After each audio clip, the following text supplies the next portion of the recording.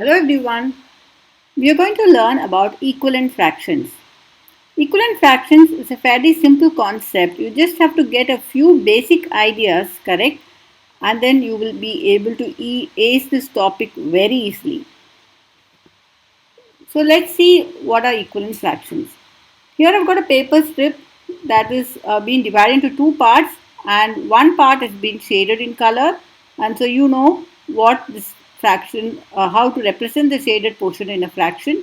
So the fraction is 1 over 2. So 1 over 2 represents the shaded part of this figure. And here next one I've got it divided into four parts and I've colored two parts out of it, and so the shaded part can be represented by the fraction 2 over 4. And then I've got a next one which is divided into six parts and three parts have been shaded, and so that represents the fraction 3 over 6. So we'll go ahead with one more. Here the fraction has been divided into 8 parts and 4 has been shaded, and so the fraction that represents the shaded region is 4 over 8. And finally we've got another strip where the strip has been divided into 1, 2, 3, 4, 5, 10 parts, and 5 parts have been shaded, and so this represents the fraction 5 over 10. So now look at all these fractions and look at all the shaded region here. So all the region that's been shaded in color represents exactly half of the paper strip that I've got here, isn't it? So all of them seem to be covering up the portion of half of the paper strip. So they are called equivalent fractions. Equivalent fractions are fractions that represent the same parts of a whole. And so here half, 2 over 4, 3 over 6, 4 over 8, 5 over 10, all of them represent the same part of the whole in this image that you see here, and so they are all called equivalent fractions. So once you've understood this concept, let's see how to find the equivalent fractions for any given fraction. Now let's see how to work out the equivalent fractions. So I will start with 1 over 2. I'm going to have these arrows or arcs here to help me show the workings very clearly. So from 1 over 2, I'm going to see how to get to 2 over 4. So the process here is that we multiply the numerator and denominator by the same number. So here I'm going to multiply the numerator by 2 and the denominator by 2. So 1 multiplied by 2 will give me 2 and 2 multiplied by 2 will give me 4.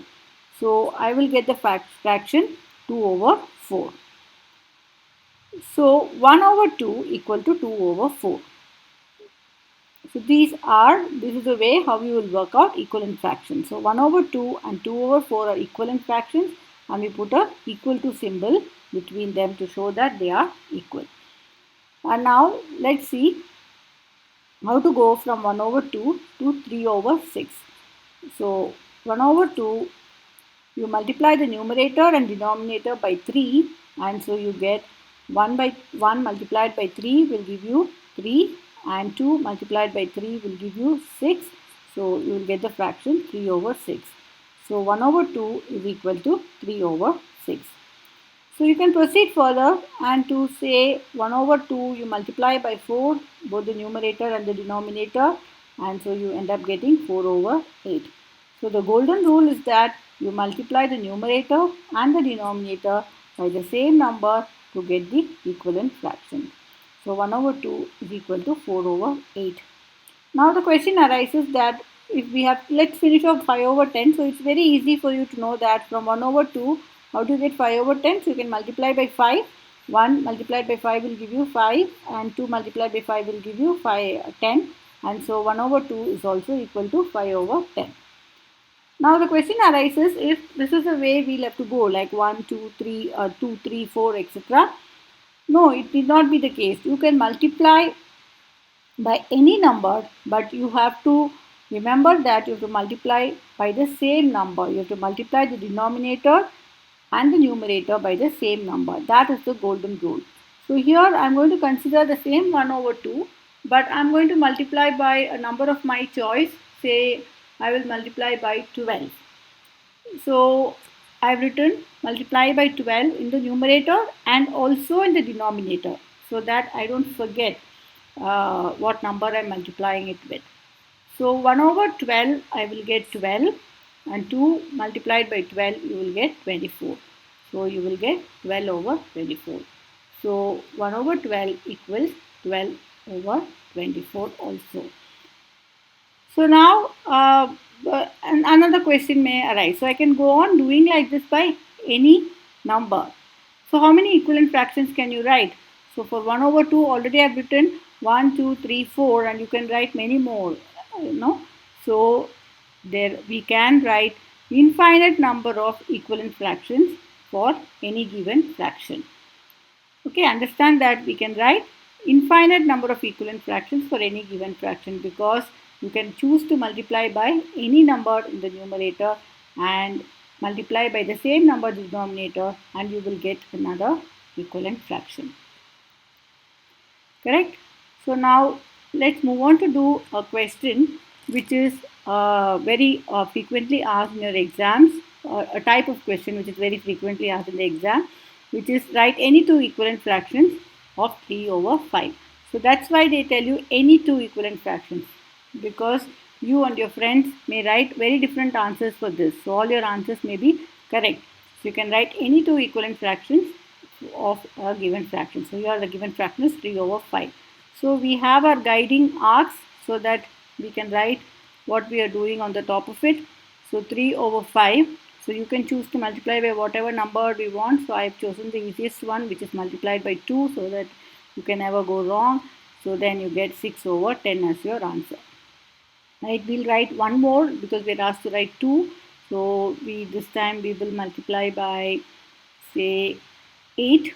So we are getting 3 8s are 24 and 5 8s are 40. So 24 by 40.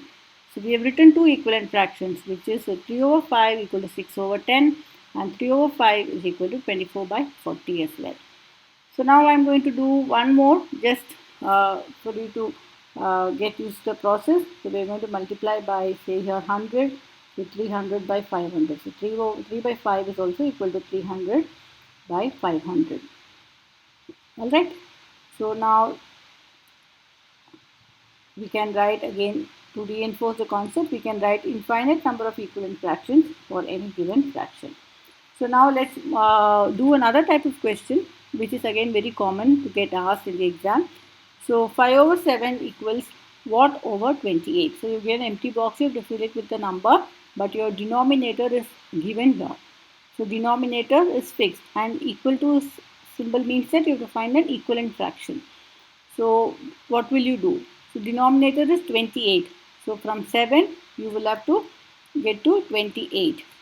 So we'll have our guiding arc so that we can write what the steps that we are doing here. So from 7 we'll have to go to 28. So in 7 time table you know that 28 comes 7 4s are 28. So we will multiply by 4 here. So when we multiply by 4 here, we'll have to do the same for the numerator also. So we multiply by 4 on the numerator also, and so you get 5 4s are 20, and 20 is your answer. So the box can be filled with 20. The answer for this question is 20, right? And now I'm going to give you a slightly different idea. So please pay attention at this point. So 6 over 9 equals, the box is given, and by 3. Alright, and this is equal to, so you are asked to find an equivalent fraction to 6 over 9, but that has a denominator of 3. Alright, so in this case the denominator is given as 3, which is less than 9. So you cannot obviously multiply and get to 3. So you will have to multiply by you will have to do a division here. So the easiest way to do is to divide. So 9 divided by 3 gives you, so 9 divided by 3 gives you 3. So division is another way of getting into equivalent fractions. So either you can multiply by the same numbers, both numerator and denominators can be multiplied by the same numbers, or you can divide the numerators and denominators by the same number. So divide by 3 here, divided by 3 here also. So 6 divided by 3 gives you 2. So 6 by 9 equals 2 by 3. That is also a method. So understand that equivalent fractions can be got by multiplying the numerator and denominator by the same number, or by dividing the numerator and denominator by the same number. So whichever works, you will have to choose that particular thing, multiplying or dividing, to find the equivalent fraction. So here when you go from bigger to smaller, you divide. So it's only division and multiplication for arriving at equivalent fractions. And now this is a do-it-yourself question for you. So you can try this, take an attempt at this question, and then see how it is solved. So pause the video, work on it, and then come back and see the solution. Write a fraction equivalent to 36 over 63 with numerator 4. So the numerator is fixed here. So this problem could be written in this way. So 36 over 63 equals 4 by what? So 36 to 4. So you cannot multiply, you will have to divide. So divide by what? So 36 to 4, you will go by dividing by 9. So 36 divided by 9 gives you 4. So 69 or 63 also you will divide by 9 to get the answer 7. So the box is 7. So the answer is 4 over 7. Is that right?